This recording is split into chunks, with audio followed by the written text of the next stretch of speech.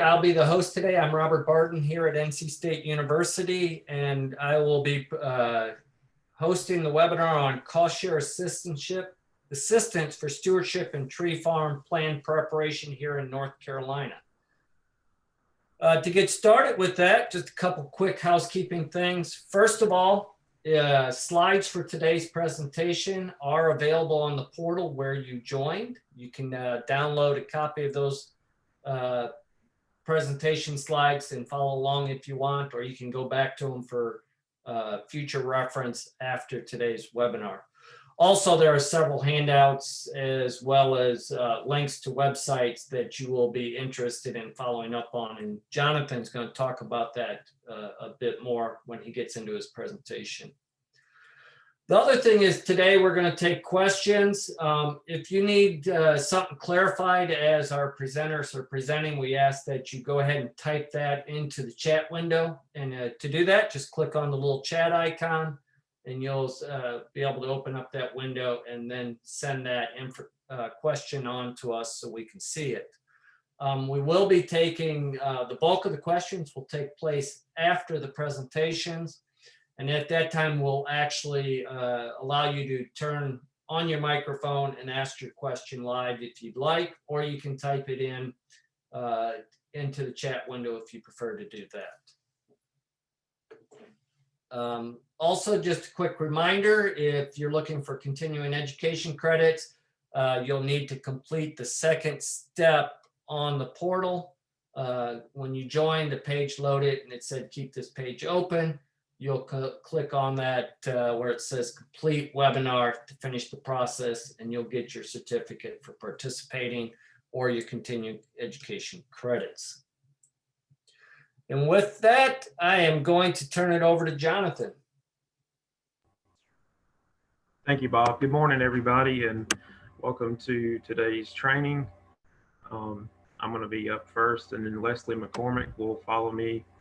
And we'll have a short break in between my presentation and Leslie's.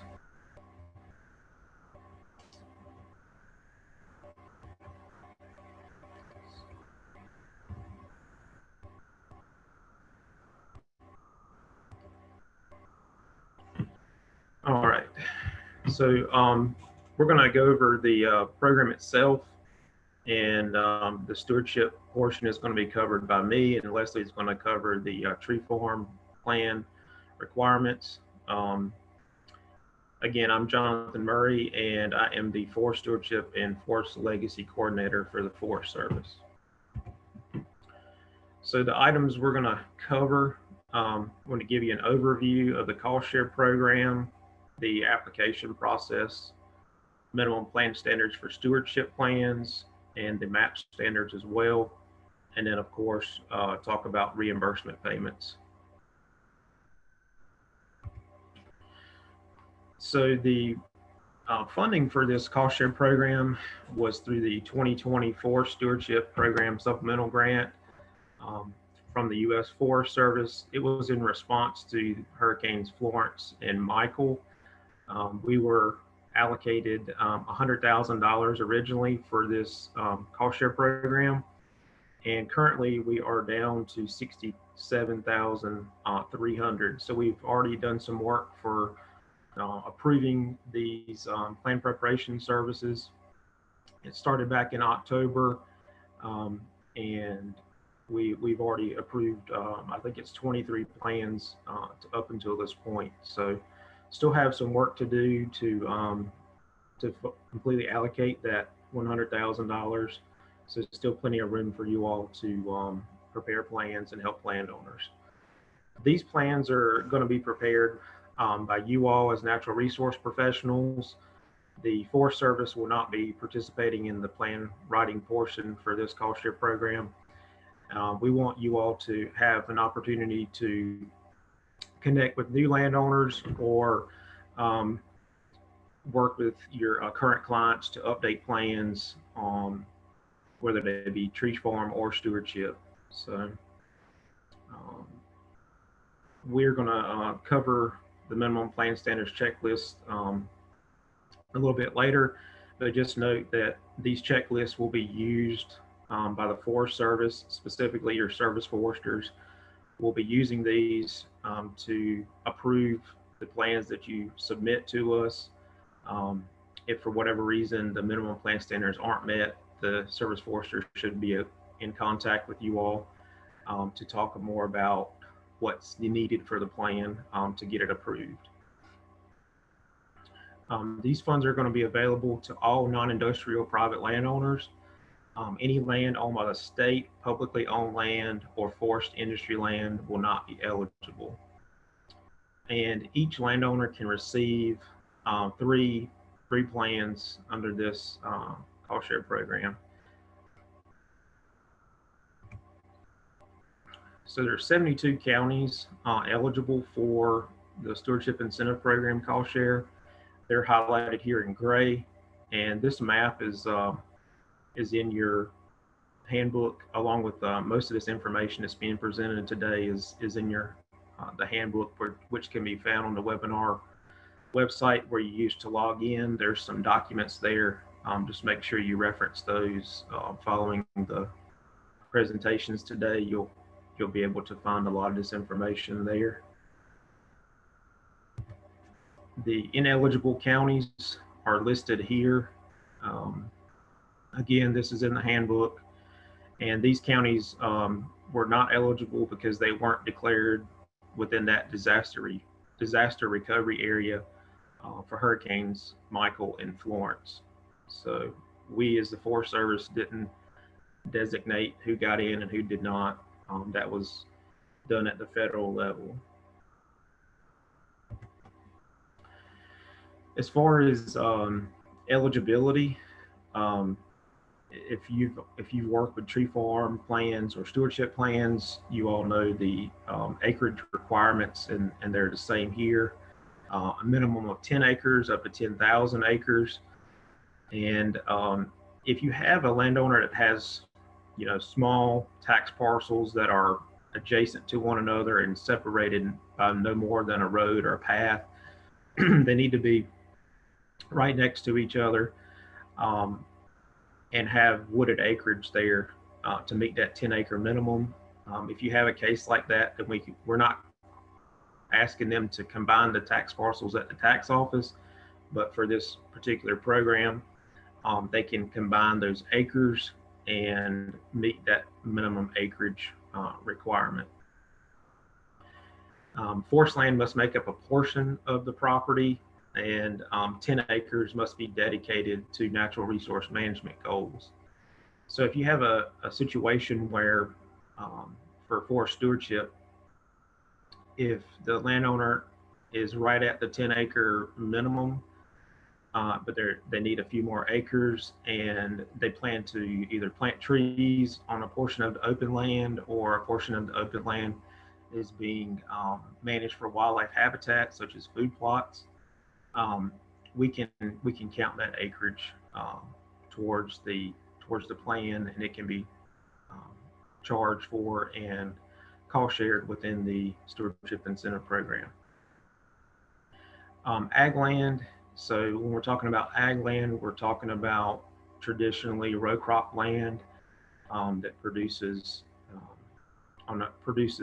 crops on an annual basis.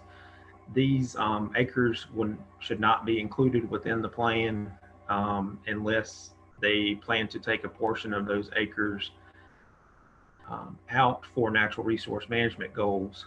Commonly, you'll see this take place where a landowner who has a portion of a field that they want to plant in trees or let it come up natural to provide some sort of wildlife edge effect. Either the land is too shaded or wet, or it just is not producing crops very well on that acreage. Then you can mention that in the plan and include it within your acreage for cost share purposes. Any private non-industrial forest lands that are managed under existing federal, state, or private sector financial aid and technical assistance programs are eligible. So what we're talking about here are things like CREP, CRP, any kind of conservation easements that may be on the property. It's perfectly fine to include those acreages within your plans. The biggest thing is make sure you're following the guidelines that are outlined for those particular easements, and make sure your recommendations comply with those easements or agreements that they already have on those properties. So as far as going back into eligibility, we're also going to fund plan updates. So if you have a landowner that currently has a tree farm or stewardship plan and they need it updated to meet the current standards, then you can update the plan to bring it up to meet the national standards for both programs. The biggest thing here is that we don't want folks using just an addendum form and attaching it to an old plan. So we want you to basically do a rewrite. So there may be even significant landscape changes that have occurred. So timber harvest has occurred, and the mature stand that was there before is no longer there, and now we're needing to talk about reforestation recommendations and things like that. Those would also qualify as plan updates. You may have a situation where a portion of land was destroyed by some sort of natural disaster, and we need to talk about reforestation or other management recommendations. Those would also qualify for plan updates. Again, just simply attaching an addendum form for the purposes of this cost share program would not qualify as an update. Any plans that are going to be prepared under the CAP 106 program through NRCS are receiving funding. So we're not going to double dip for plan preparation services here.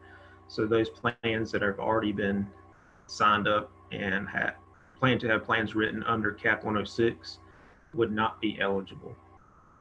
If you have individual practices that have occurred on the property and they were funded through some sort of cost share program, whether it be state or federal, things like FDP, Southern Pine Beetle, or EQIP, those acreages are still eligible for this cost share program. As far as discussing those acreages and talking about management recommendations and charging for those acres for stewardship incentive program is perfectly fine here.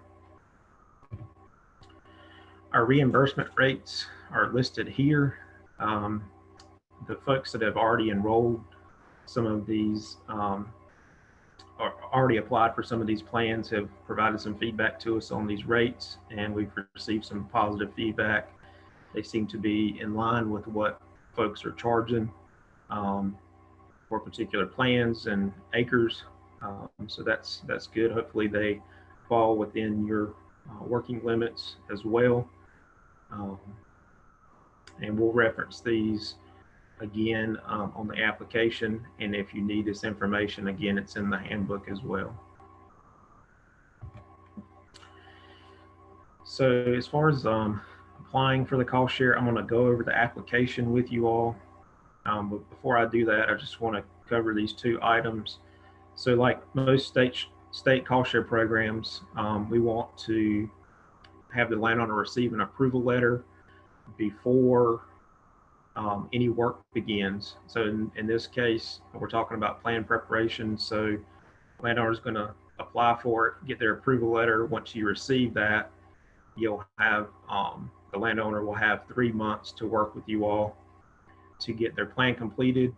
If for some reason you run into a situation where you're going to go beyond that 3-month window, please let your service forester know. We may be able to work with you to grant a 1-month extension. Anything beyond the 1-month extension is very unlikely, and the reason for that is this grant funding is time limited, so we can't run past the end of September of this year. So we got to make sure everything falls within that window. And with the approval letters being sent out, the landowners will also receive a W-9 form in that same packet that will be turned in at the time of reimbursement. All right, so let's go over the application real quick. Okay. So most of this is pretty self-explanatory, but I'm just going to go down through this, and this is an opportunity if anybody has any questions before I move on from this application, please stop me and ask questions. Okay, so this section here will be the North Carolina Forest Service district and county.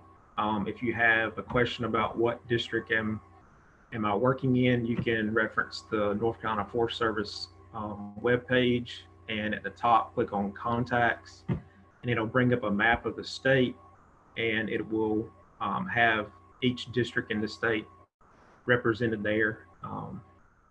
So if you have any questions, you can reference that. You can also, talk with your service forester, county ranger, and they can help you out with that as well if you have questions about what district are you working in. Your program year will be 2020, 2021. The approval number will be assigned by the Forest Service, so don't worry about that. Once it's approved, it'll have an identifier number there. Landowner name, address, phone number, email. If you have a power of attorney situation, you can list that person's name here. We do have to have documented power of attorney that is notarized come in as well if we do have a situation where power of attorney is being used. Sometimes landowners will designate their resource professional as their power of attorney for cost share purposes, but we just need to have some sort of documentation for that. And then they'll either list their last 4 digits of their social security number or tax ID number here.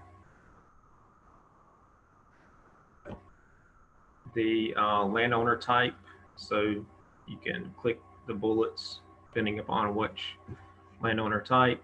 And these are PDF fillable, so you can click and type in here, or you can fill them out by hand, whichever you prefer. But just know they can be filled out electronically. The consultant name or company plan writer name would go here, and your contact phone number, property or tract name, latitude, longitude. We would prefer to lat and long be in degrees decimal minutes. That's the standard for the Forest Service. So hopefully you can provide that. There are conversion tools online that you can search for if you need to convert your format from 1 to degrees decimal minutes. You can just simply do a Google search and it'll provide you with a conversion tool. The practice needed would be tree farm plan, forest stewardship plan is what would go here, whichever plan type you're writing. The acres you're requesting for cost share, and then the associated rate, which will come off of that rate sheet that we looked at previously. The performance report section will be completed by the Forest Service, so there's nothing you need to worry about filling in here. This is what they will fill out, your service forester will fill out to send in to Raleigh for reimbursement payment. The signature section here can be, again, filled out electronically or hand signed. The electronic signature, if you click on it, I've got some examples here to show you what it would look like. it's going to ask you to save the sign form. So what it does is it puts the landowner name in here, and then it digitally timestamps it with a date and time. So you don't, if they're digitally signing it, you don't have to come over here and put a date because it already has it within the digital signature. So before I move on, Dr. Barden, were there any questions in the chat box, or does anybody have any questions?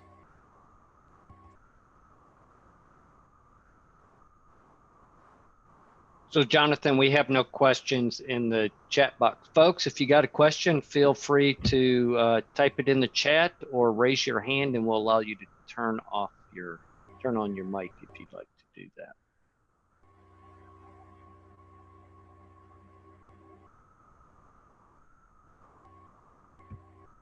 All right, well, hearing none, I'll go ahead and move on. Oh wait, we have a question that's come in from Anthony Moore, who wants to know what exact management practice are approved in this program. So this program is for plan preparation services for either a tree farm or stewardship plan. So not individual practices, but actually the writing of those plan types.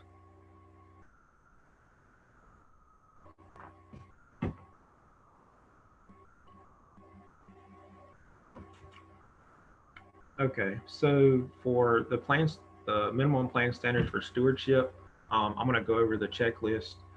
But before I go into that, I just kind of wanted to highlight that the first section that you're going to see on the checklist is 1 through 10. And we got to make sure that all of those are addressed within the plan. And then the resource element section, we've got to consider all 16. But all 16 are not required to be within the plan itself. The ones that are not within the plan itself need to be addressed with the addendum form. And I'll also show you that addendum form, which is a very helpful tool for making sure we get all 16 resource elements either addressed within the plan or attached as an addendum.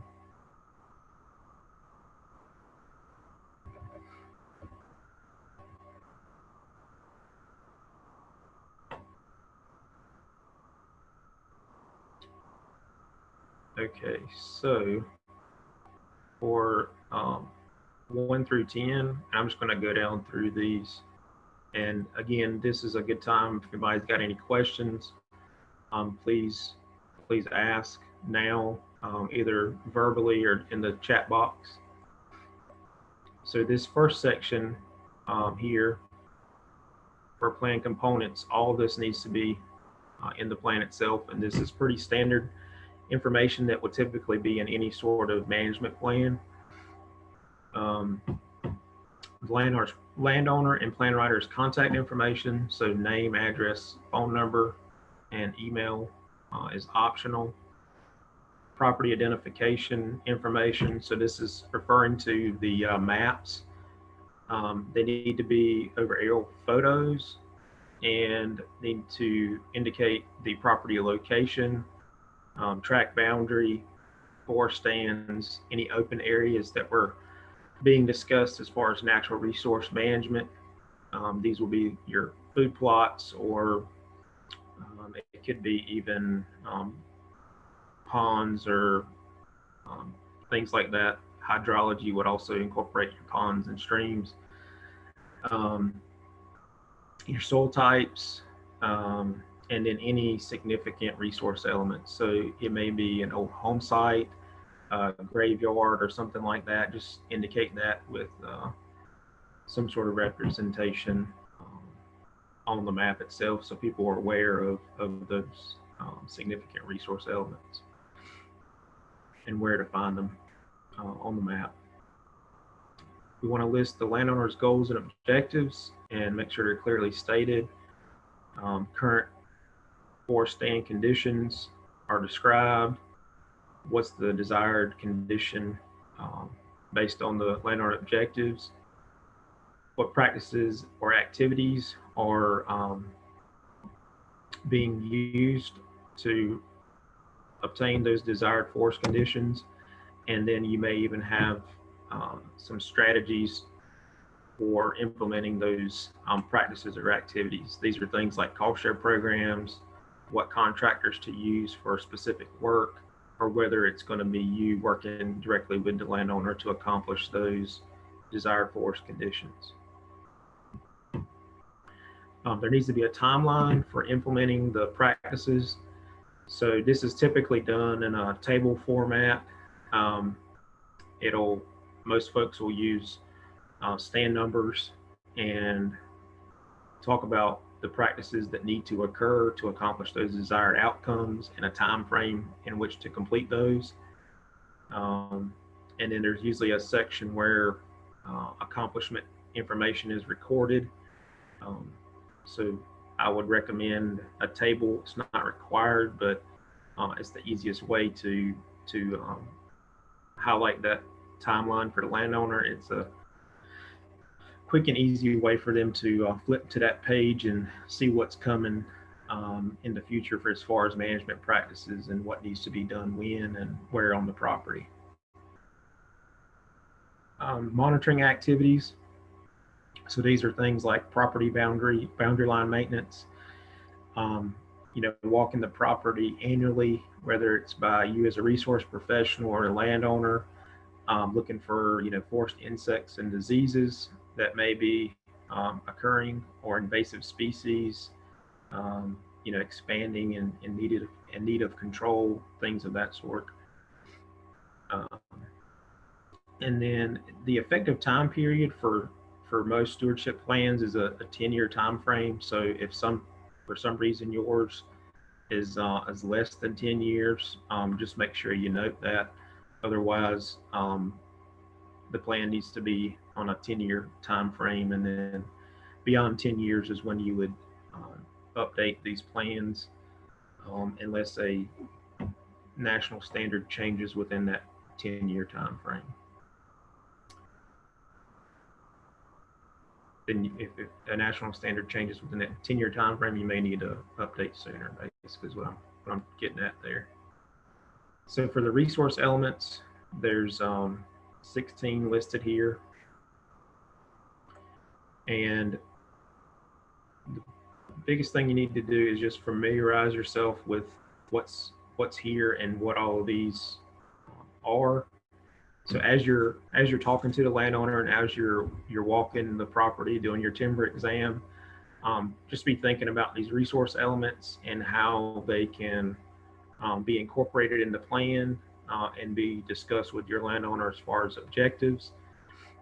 There's always going to be ones that are pretty much on every property, things like soil and water, water not always, but definitely soils. And then down here, threatened and endangered species, whether they're there or not, that needs to be mentioned. And you can use, and I'll show you that here in a second, a natural heritage website to pull up the T&E species within the county you're working in. If you don't see any on site, at least mention the ones that are found within the county. And then there's, a lot of folks use prescribed burning on their properties for wildlife management and fuel reduction. And a lot of folks for forest stewardship are concerned with recreation on their property and aesthetics.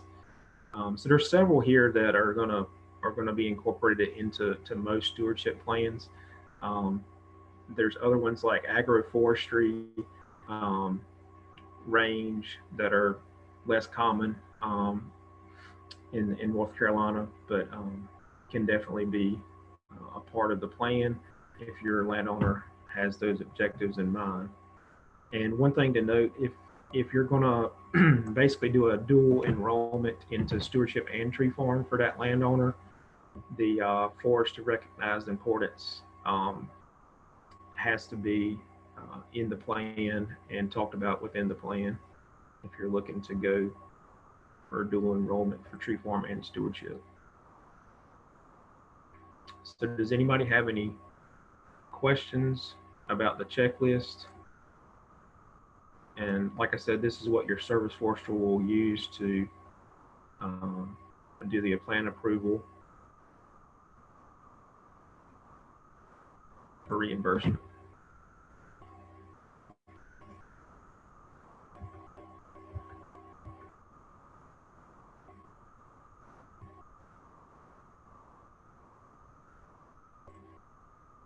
Okay. So let me show you that natural heritage website real quick.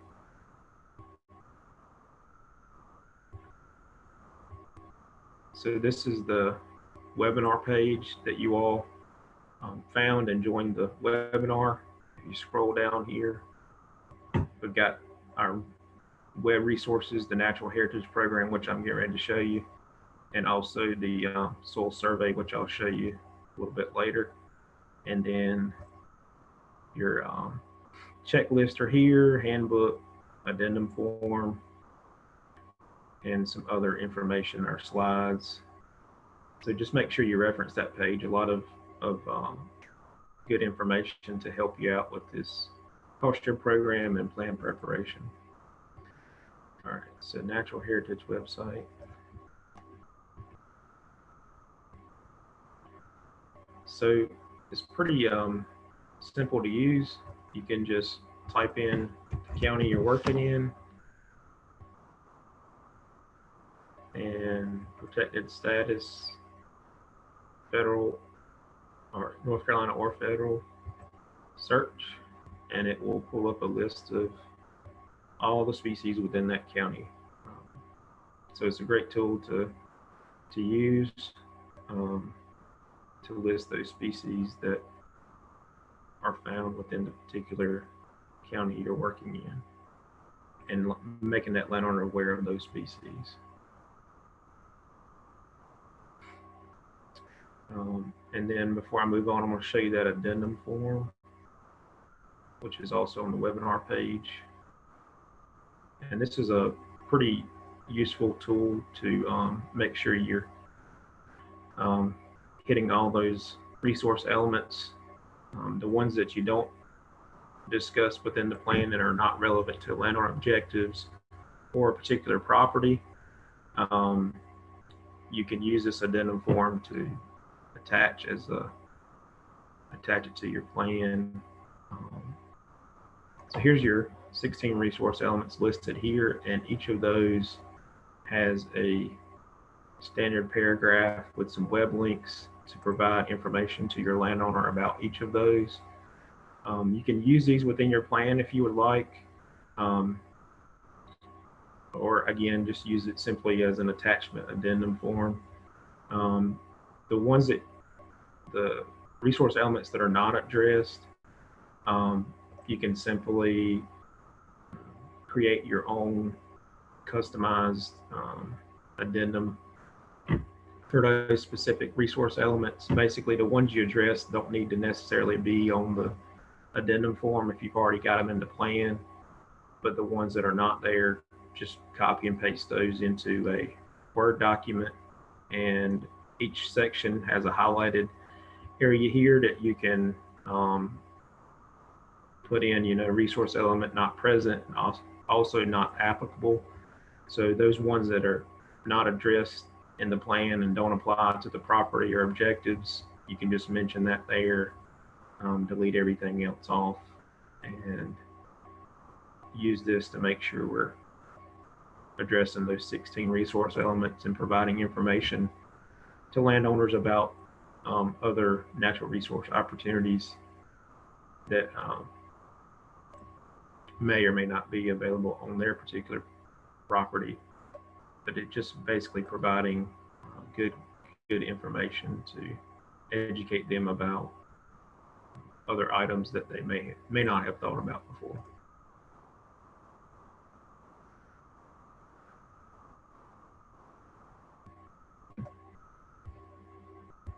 Okay, so the map standards, I covered it a little bit in the checklist.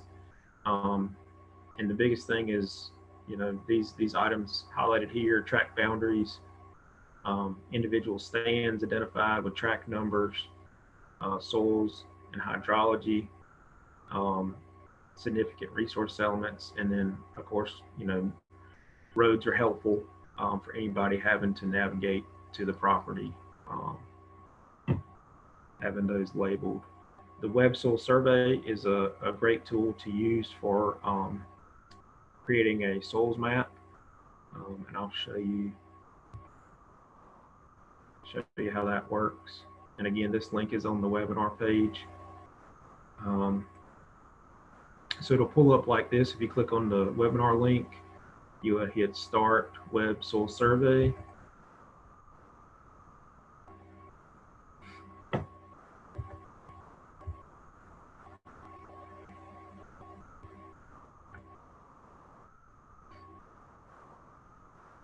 And there's the tools up here, zoom in and out, and you can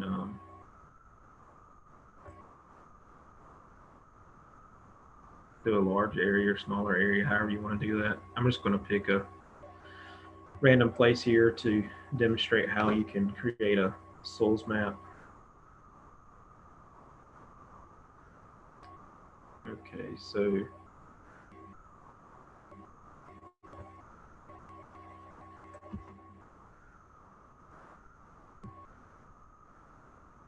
I'm just going to do a small area here just to show you how this works. So, sorry.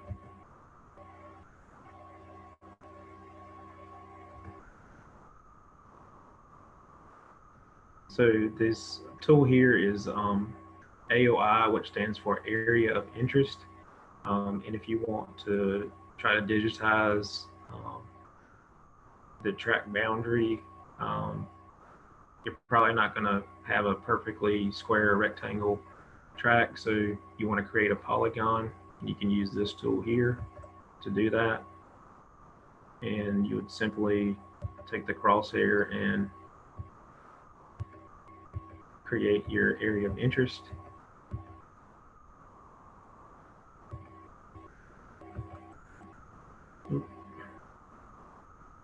You're done, double click.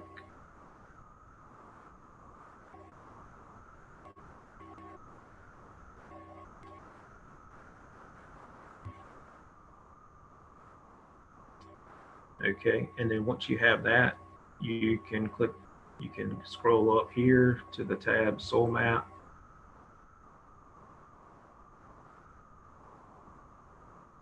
And it will bring in the soil layer for that particular area that you identified.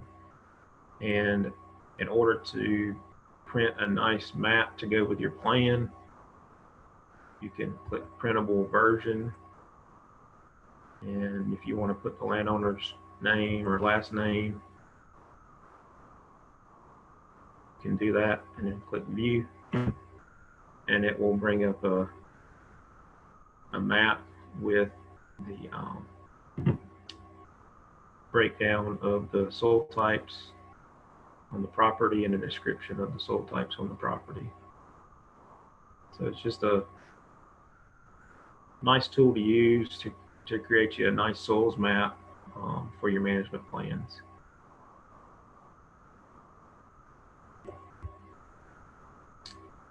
All right. So as far as the track boundaries go, we have to upload those. We as the Forest Service have to upload those into a federal database. So it's important that we have those track boundaries. If you have the capability of creating a shapefile in either ArcGIS or QGIS or some other mapping software that has capability of creating a shapefile, if you would just email the track boundary to your service forester, that would help us out tremendously. If you don't have the capability to do that, I'm going to also show you another way to create a track boundary that you can send in to us, so we can make sure we upload that into our federal database for forest stewardship. We'll also be uploading tree farm plans as well. So both plan types, we would need these track boundaries sent to your service forester.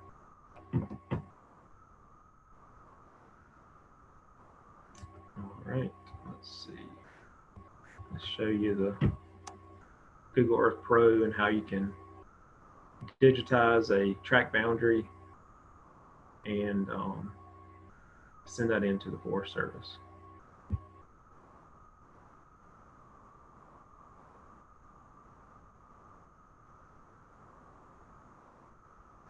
All right, so I'm going to use this as a demonstration track here. What you would do is there's a tool here for add polygon. You click on that. You can name it your landowner's name here. The color and style. You can change the color of your lines. I would recommend a yellow or red, something bright, easy to see. And then the width is not required to have it a 4, but 4 makes it pretty easy to see these lines. And then this section down here, if you just click outline, it'll do an outline. We don't really want it to fill it in. We want to be able to see what's inside the polygon. And then the measurement, you can cross-reference this with your what you came up with as far as your acres once you digitize it here. So if you are having trouble with this box being up and not having enough room, because this box has to be up for you to digitize and have that crosshair. There's a collapse window here you can click on, and it'll bring it into full aerial photography view. So what all you simply do is take the crosshairs and put in your vertexes. And for this demonstration, I'm just going to go around this pond. If the pond was mentioned in the plan, included in the acres, stewardship is especially, there's times where we get the Wildlife Resource Commission and to assist us with plans, and I'm sure they would be able to assist you all as well with specific wildlife recommendations or recommendations for ponds. If it was within the acreage, again, include it. If not, then you would draw another polygon and we would subtract that acreage out of the plan. So once you got it completed, you simply come over here and click OK. And now there's my track boundary. And in order to email this to the Forest Service, you would have to save it. So you right click, save place as, and it defaults to this KNZ file, which is what we want. And then you just pick a place to save it on your computer. And once you've done that, you can browse back to the file and send it to the Forest Service. Attach it and send it to the Forest Service.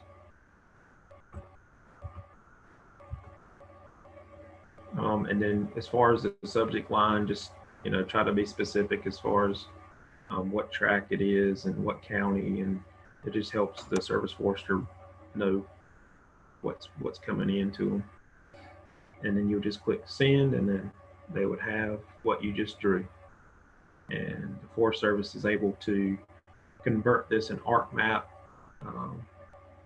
to a shape file, so it's compatible with what we need as far as shape files.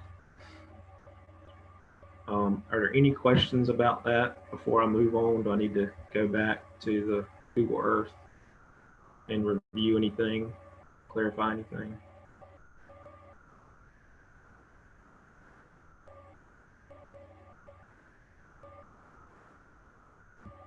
Okay. All right, so as far as the reimbursement payments, what we need from the landowners, and I'm sure most of you all will be helping the landowner get this information into us. So we need a copy of the completed plan with the maps, a copy of the paid invoice. So they need to be paying you for your services up front, and then we're reimbursing them with cost share on the back end. So a paid invoice, and then that substitute W-9 form. And again, that should be sent out. The landowner should be receiving that with their approval letter, because those are being sent out with the approval letters. If for some reason they lose it or they need another copy, please contact your service forester or county ranger, and they can provide you with the most current version of that W-9 form. But those are the three things that we will need after everything is completed from you all to do the reimbursement payment. With that, here's my contact information. If anybody's got any questions after today, please feel free to give me a call or shoot me an email.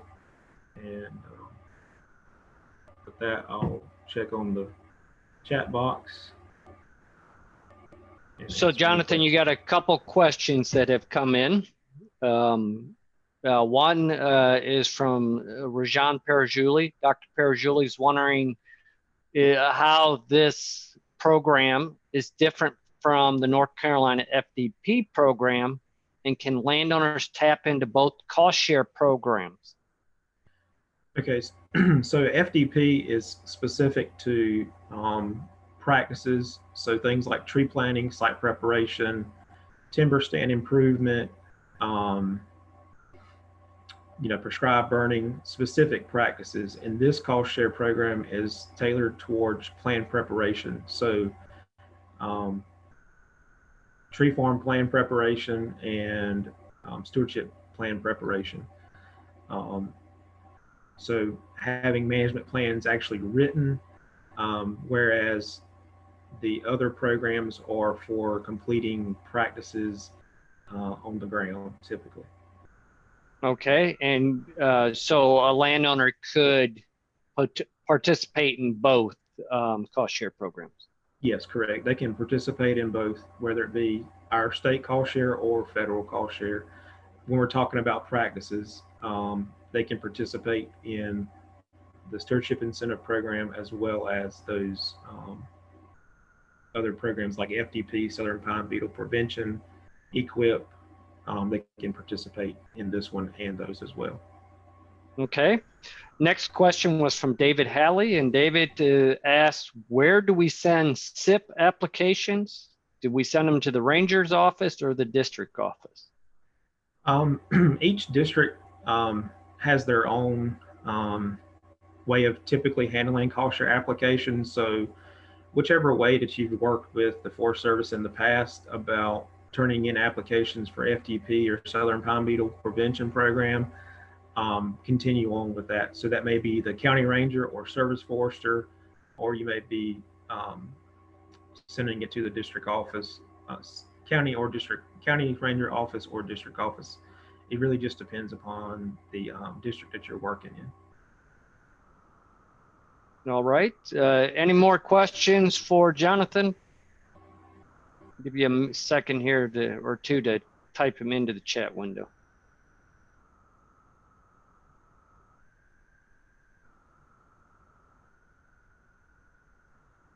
Okay, it doesn't look like any's coming in. Jonathan, it's back to you. All right. Since we're about an hour in, I was going to stop for a 5-minute restroom break. So if everybody will come back at, let's just. All right, Jonathan, I'm turning it back over to you. All right, welcome back. we're going to go into our tree farm portion now, and Leslie McCormick from NC Tree Farm is going to cover the minimum plant standards for those plant types.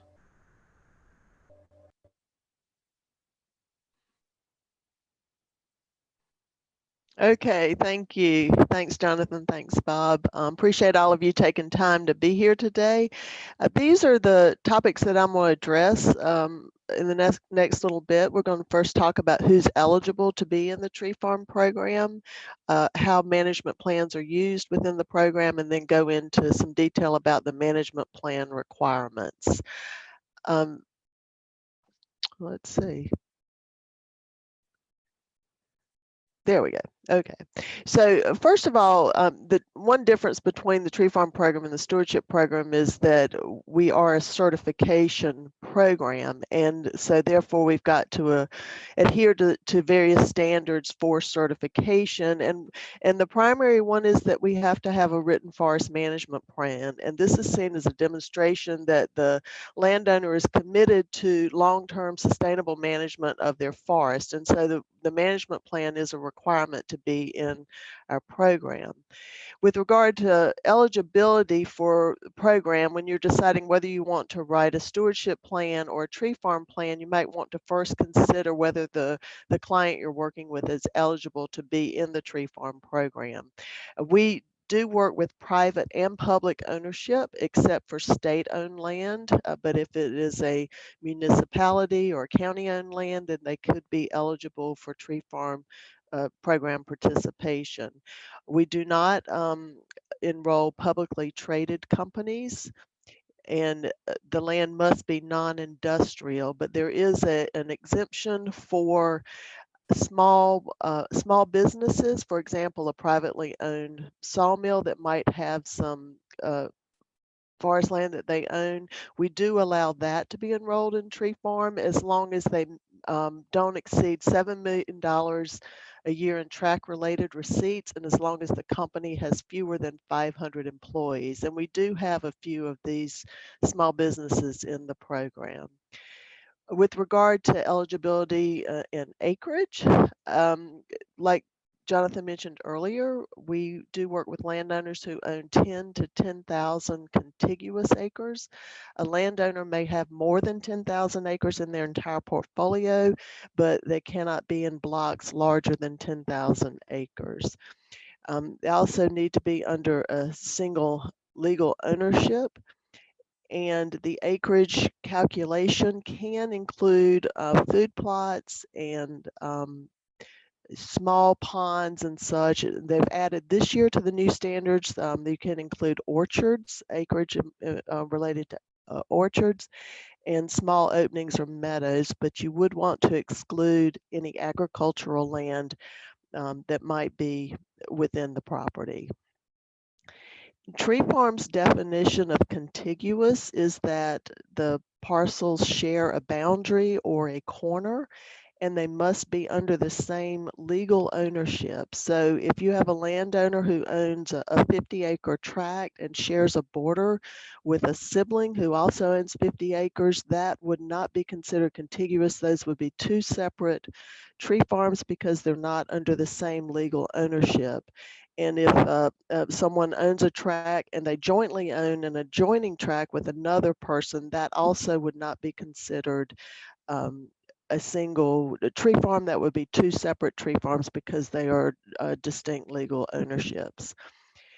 The other thing, and Jonathan touched on this a little bit, is that we do allow within the definition of contiguous to have up to 84 feet of division within the property, and this would be like for a power line right of way or a state-owned road, that you can have up to that much and still call it contiguous acreage.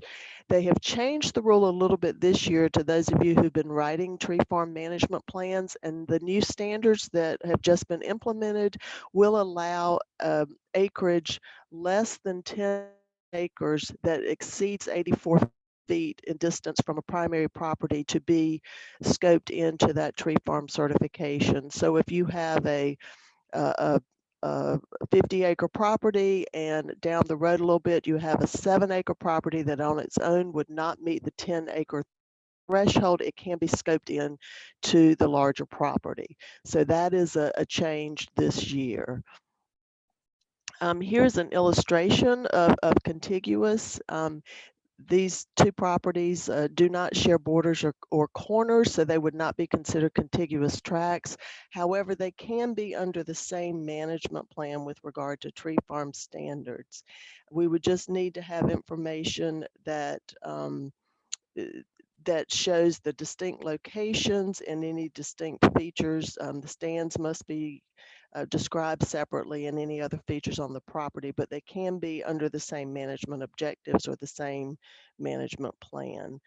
The one thing is the tree farm will allow you to certify a portion of your portfolio, property portfolio, but you cannot exempt a portion of a single tract from certification. So if a tract is going to be certified, the entire acreage, or the entire forested acreage must be certified. You can't leave out a portion that the landowner doesn't want to manage or that they don't think meets standards. The whole thing is either in or it's out. Okay, so how are forest management plans used within the tree farm program? First of all, they're used by the landowners, and this is where the landowner defines what their goals and objectives are for the property, and it outlines the steps that are going to be taken, the management practices that are going to be implemented towards achieving those goals. And then it also is written documentation, written proof that the landowner is implementing the standards of sustainability on their land. For enrollment and continued membership in the tree farm program, we have volunteer inspectors who meet with the landowners, who review the forest management plan to make sure that it has all the required elements in it for certification. They evaluate the landowners' management practices to make sure that they are in compliance with the tree farm standards. They use the management plan to ground truth what's in the plan and that it reflects the actual conditions on the ground. And then this is part of the review process is taking a look at the management plan, walking the property as part of the process that's used to determine whether or not the land qualifies for certification or for recertification into the program. And the third way that the management plans are used are by third-party assessors. Every 4 years, the North Carolina Tree Farm Program is audited by a third party, PricewaterhouseCoopers, and part of that auditing process is that they will ask to see a sample of forest management plans to make sure that we are implementing the standard as we say we are. And so they will somewhat randomly select about 30 management plans that they want to have a physical copy of that plan, and then they will check that against the standard to make sure that all the required elements are in the plan. And in addition to reviewing the management plan, they also will visit each of these properties. So this is another thing to keep in mind is this is part of the certification process and the third-party verification process. So on January 1st of this year, the new certification standards were released, and they will be required for all properties, even those that are currently enrolled in the program, must meet the new standards by March the 15th. So any plans that you're writing now, you will want to make sure that they are in compliance with the new standards. The standards are available on the treefarmsystem.org website, and I believe that we provided a link to that at the registration site, so you should be able to access it there. For those who have clients who have properties in our program now, there's also a new addendum that you can use to make sure it meets the plan, meets the current standards. Fortunately, there were only minor revisions to the standards, and for the most part, they do not, the changes don't impact what has to be in the management plan. So I don't think you'll see a whole lot of issue with folks who are already enrolled in the program, but you might want to take a look at that just to be sure. So let me talk a little bit about what has to be in the management plan. And these are kind of the high level elements that need to be addressed in the plan. One is just, and I'll go through in more detail what information about each of these, but first is current forest conditions, what the landowner is trying to achieve on their land, what management activities are prescribed towards achieving those objectives and what the schedule is, a map of the property, and then some description to support the other elements that are required in the plan. So we'll take these kind of one at a time. With regard to the forest conditions, we're specifically looking for the age of the stand, the species and composition, the density, and the overall health of the property. There's some leniency in the management plan as to how this information is presented. So it can either be under a section that you call forest conditions, where you describe the stands, or it could be provided on a map or an inventory type documentation. With regard to landowner objectives, as we all know, landowners have lots of different reasons for managing their lands. For some, it might be financial goals, paying for college tuition. For others, it could be they're just looking for a healthy forest, and what steps can they do? For others, they may be trying to attract certain wildlife species to the property. And so you want to make sure that the landowner's objectives are clearly stated in the management plan. With regard to management activities and the schedule, this is the strategies that you are prescribing to the landowner for achieving their goals on the property. And you want to make sure that you have some timeline with regard to when these should be done, making sure that it's broad enough timeline that they're able to respond to changing markets or family situations, but to have some guidance there as to when these activities should take place. For a map, we are looking for pretty basic information. Obviously, you want to have the boundaries on the property, any roads. If there are trails on the property, you probably want to include those as well. If there are any ponds or streams going through the property, those need to be clearly marked on a map. The various stands need to be delineated. And special sites, we'll talk a little bit more in detail about what a special site is, but this is one change for the new standards this year. Is it used to be required that special sites were shown on a map, and now they are saying that that is optional. I think there was some concern about vandalism or overuse of special sites and wanting to keep some of that information private. I would still probably recommend that you put the special sites in your management plan so that you know that they're protected during management activities. Nobody's driving logging equipment through your family cemetery or something because they didn't know it's there.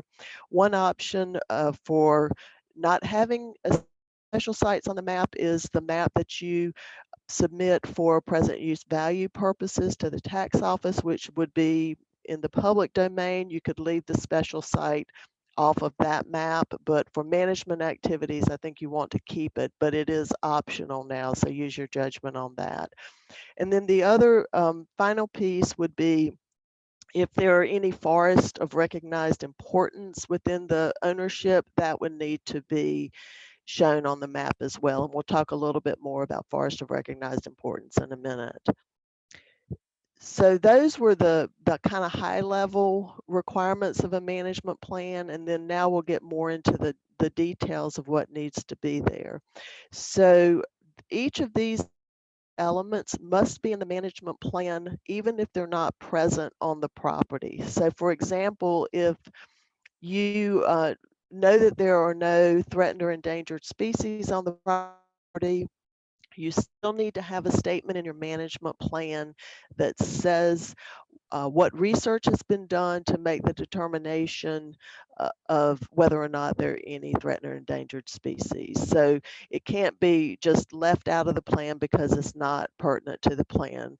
And the same goes for special sites, and the same goes for forest of recognized importance. Each of those topics must be addressed in the management plan, whether or not they're pertinent to the property, and you must have a statement about the research you've done to make that determination. And if you do find threatened and endangered species special sites or forests of recognized importance, you need to have information about what management activities will be done to protect those areas of the property. So with regard to forest health, the standard says that the landowner should make practical efforts to promote forest health, including regular monitoring. Some of the things that you might want to note in the management plan would be any disturbances, from storms and such, or any other observations you have with regard to invasive species or pests, pathogens, and such.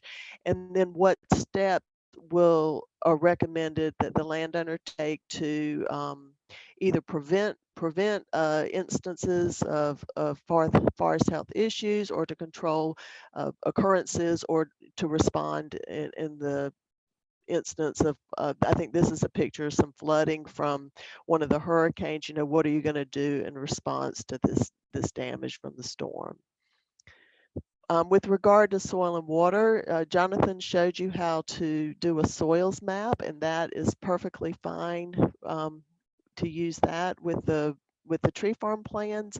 So you do want to include a soils map. You want to reference any water resources on your property map, and then to have some statements in the management plans that all management activities will be in compliance with best management practices, any local ordinances and rules, regulations. Some of these regulations or best management practices may be voluntary, but for the tree farm program, they are not voluntary, they're mandatory.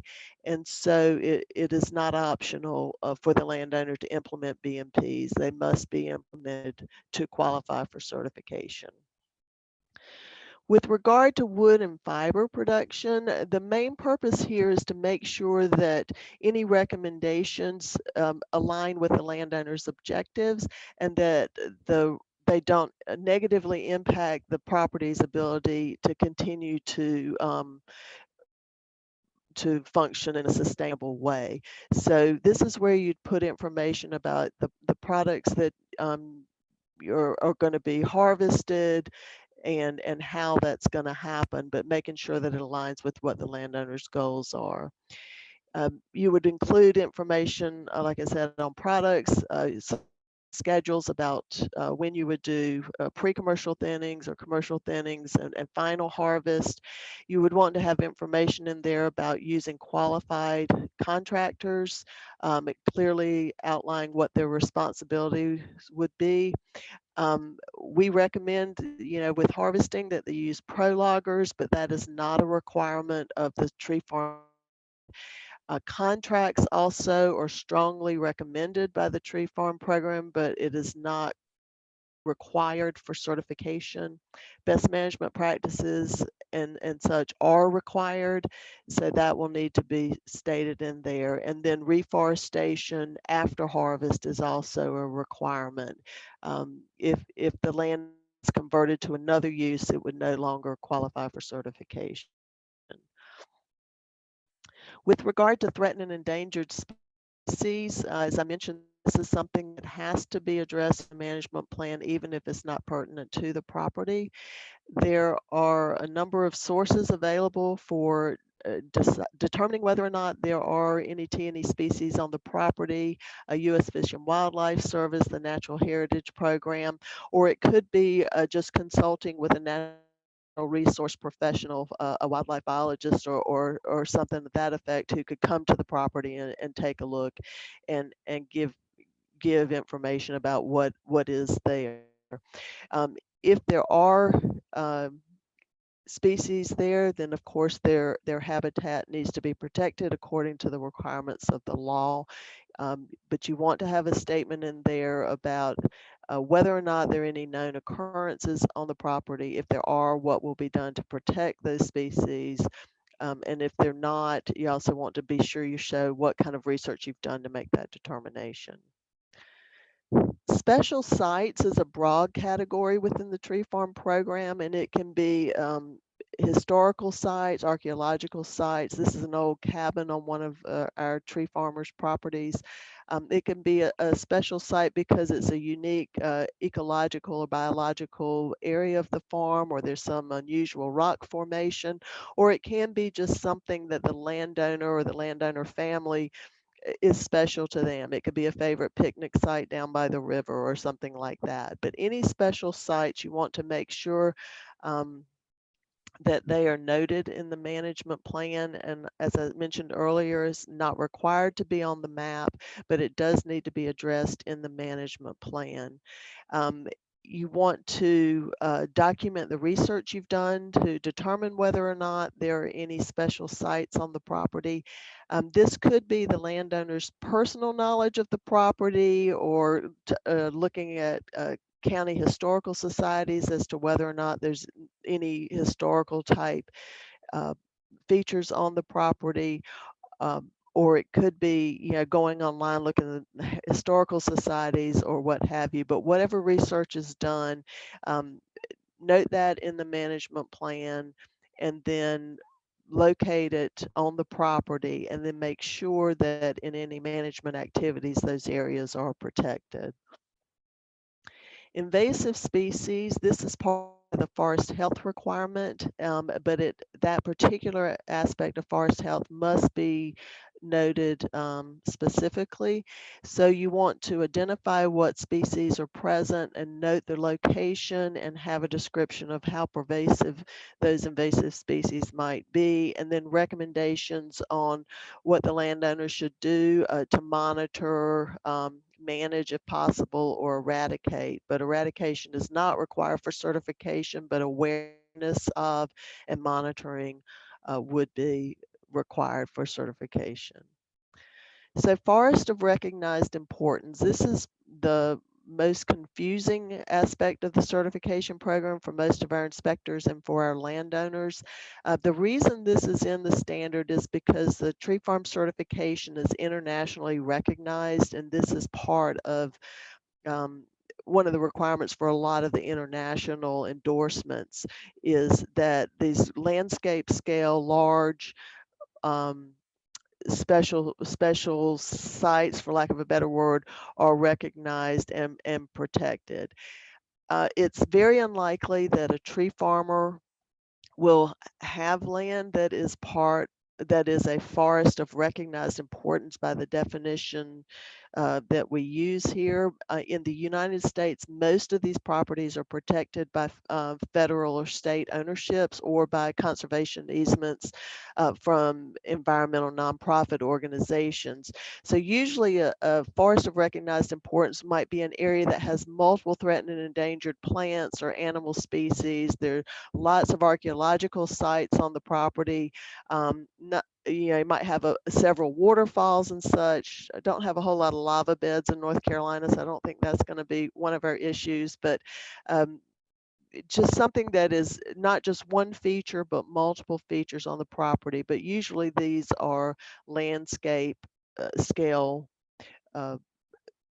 forest. So one thing to note is there is no central place you can go to make a determination as to whether or not the property you're working with is a forest of recognized importance. A lot of it is going to be a judgment call on your part. Tree farmers are more likely to be next to a forest of recognized importance, to own land that abuts something that's already federally or state protected. So what they may want to do in their management is to consider how their management might impact this forest of recognized importance, and are there ways that they can support the management activities that are being done on the adjacent property. If you're not certain about whether or not you're working with a forest of recognized importance, you can use some of these tips to make that determination. One would be, is it recognized by the Natural Heritage Program as significant? And does it qualify for PUV for wildlife conservation? Other things to consider is, does the property buffer other significant sites like military bases or unique wildlife habitats? And again, you may want to build into the management plan some kind of awareness of the impact of management activities on these adjoining properties. So those are all of the elements that are required to be in a management plan, and these are ones that you can include in the management plan if they are pertinent to the property and align with the landowner's objectives. Real quickly, prescribed fire wetlands, desired species. If the landowner's really looking to attract bobwhite quail to the property, you want to make sure that that's noted in the management plan. If their primary use is recreational use, then you certainly want to address that in the management plan. But these are not required for tree farm certification, but if they do align with the landowner's goals, you want to make sure that they are addressed. So that is what's required for tree farm program participation, what's required to be in the management plan. And I'm happy to take any questions if there are any. Thanks, Leslie. Yes, we do have some questions, and folks, as you get more questions, please go ahead and enter those in to the chat. So first question is from Steve Chapman, and Steve is wondering, how is North Carolina determining what is considered a forest of recognized importance? I've got nothing more than what I just said. So it's one of our struggles in making that determination. I know there's several tree farm inspectors on this call. I don't know if any of you want to talk about how you do that. Dave Holly or Jeremy Isom or Colby Lambert, do any of y'all have comments on that? It's been one of the things that we've struggled with because there is no clearinghouse to make that determination. The main thing I would say is you're not likely to have a forest of recognized importance because they are more landscape scale. But if any of the inspectors have comments, please speak up.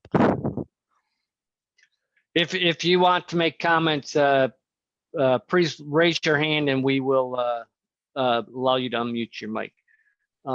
So while we wait to see if anybody has a comment there, Leslie, why don't we'll move on to the next question. And the next question, the person is asking the presenters to be very specific about the major reason landowners should opt for a forest stewardship plan rather than a tree farm management plan, or vice versa. If they're seeking forest certification, then they'll need to have a tree farm plan. And if they want to participate in the tree farm program, it will have to be a tree farm plan instead of a forest stewardship plan. Jonathan, do you got any want to add into that? Yeah, I'll just say, like what Leslie was saying, if they're interested in certification as far as certifying the wood on the property, they need to get a tree farm plan versus stewardship.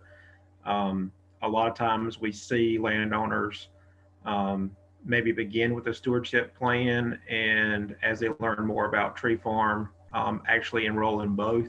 There's no reason that landowners cannot have both designations on their property. But if they're interested in certification as far as wood content on the property, tree farm is definitely a need there. And the other thing I'd add to that is that you can write the plan so that it qualifies for both programs. You just need to make sure whatever is unique about the different programs is addressed in the management plan. It can all be in a single management plan, and you do not have to have two separate plans. I think with regard to the grant, though, you have to select which one you're writing. Is that correct, Jonathan? Yeah, I would select one or the other. There's no reason that they can't use that one plan as you described to enroll in both programs. But whichever one is the priority of the landowner. I would just select that for the cost share purposes. And then the person goes on and asks, is there a separate third type of plan called a forest management plan? They're both forest management plans. So I would say that's more of an umbrella to what we're talking about as forest management plan. And these are specific requirements for specific programs of what needs to be addressed in those management plans. Okay. Next question is from Liz, and it's directed to you, Leslie. She's wondering, are all the slides in your presentation current for the newest 2021 tree farm standards? I think so, but we have not had our training yet for the new standards. That's not going to be available until the end of February. And but this is what I have been able to pull out of the standards. So I have had a chance to review the standards, and I believe that this is current. Okay. Next question, Bill, I'll type you an answer that's directed at something else, not today's presentation. So George, Fort Bragg conservancy land is FORI, correct? I think he's yes, probably so. Okay, next question is from Paul Dean. Paul's wondering if an endangered species is found. He gives the example of a red cockaded woodpecker on the property. Can you direct him to where he can provide a prescription for that stand within which it was found? I'm sure some of your forester colleagues can do that. Bob, you may be able to answer that one. You know, I would suggest, you know, the Wildlife Resource Commission, wildlife biologists might be able to help with some prescriptions there, as well as, yeah, other colleagues that work in the area that might run into those type of instances. I'm not aware of, you know, a standard prescription or a generic prescription that you could reach out and use, though. Okay, next question from George is he's wondering how much is it cost to maintain the tree farm certification? So in North Carolina, we do charge a fee for certification, and the fee is $350 for 5 years of certification. It's a one-time fee, so they pay that up front and they don't pay anything else for 5 years. At the 5-year mark, they would be re-inspected to make sure that they're still maintaining the certification standard, and the fee would be due again. Right now, we do have a couple of grants available that are paying $150 of that certification fee.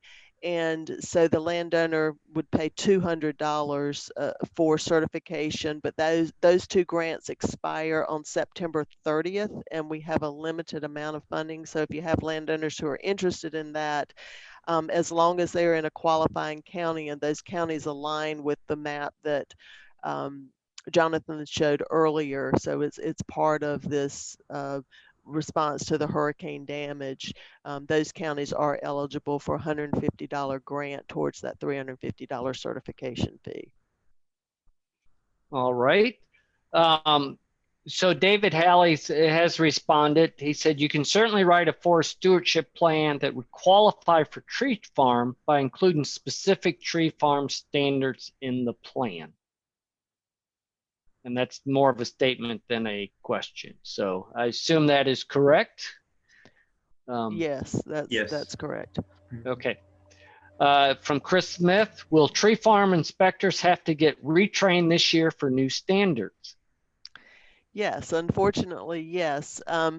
We think that training will be available in March, and it will be done remotely. So we will not be having in-person workshops. One change they have made with the new standards is that once you are trained, your training is good as long as the standards are in effect. Previously, your training was good for 2 years. And unless you did an inspection, at which time it reset for another 2 years. But now once you're trained, you'll be good for the life of the standard. standards, which is 5 years. So we hope to have information about when we can offer that training or make it available online, probably available in March. We hope to know sometime soon about that. Okay. Liz is in reference to the question about the endangered species on the property and red-cockaded woodpecker. Liz also pointed out the U.S. Fish and Wildlife Service would also be a good source to go to for information on prescriptions for the management of that species. Okay, do we have any more questions for our presenters today? What I'm going to do is I'm going to allow you guys to go ahead and unmute your microphones. I ask that you don't keep them muted though. If you'll go ahead and mute, you can turn them on and off that way if you got a question. But if you don't have a question, please mute your mic. So we have one question that came in from Jeremy.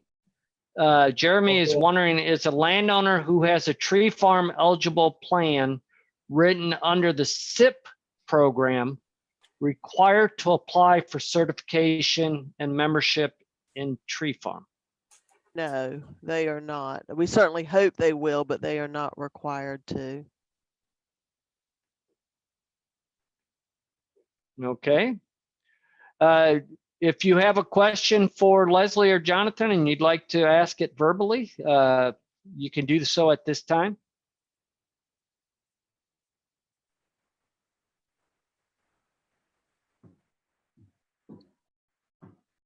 Okay, Jonathan and Leslie, back to you guys. Jonathan or Leslie, if you have anything further you want to share. No, the only thing I've got is if you have any questions, feel free to call me or shoot me an email. I'm happy to answer or try to answer any specific questions that you might have. And thank you for taking time to hear our presentation. Yes, thank you all for joining us today. And again, if you have questions for Leslie or myself, feel free to contact us at a later date. And thank you all and have a good afternoon.